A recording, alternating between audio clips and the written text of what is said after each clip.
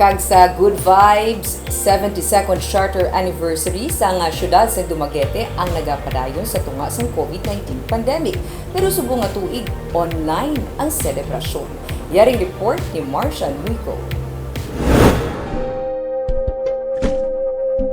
Sa tunga sang kadulom nga ginaatubang karon sang pugsod kag sang kalibutan bangod sang COVID-19 pandemic, wala ini nangin upang sa Dumaguete City para sa gihapon isaulog ang ika-72 ini nga charter anniversary.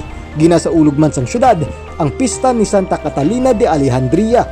Pero bangod sang quarantine restrictions, kagagud malikawan ng paglaptas sang virus, ginpatikayon online sang syudad ang ila sini nga mga aktibidades. Isa sa diri ang tuigan nga presentation sang paghimamat o kun ang storya sa likod sang Dumaguete City.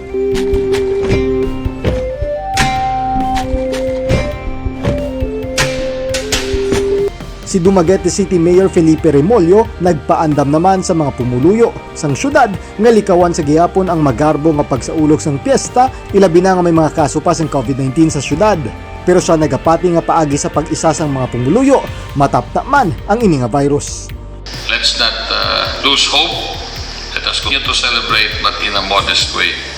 Maayong fiesta kanatong tanan o let's have a very modest also celebration of our 72nd anniversary of the Charter of Dumaguete City.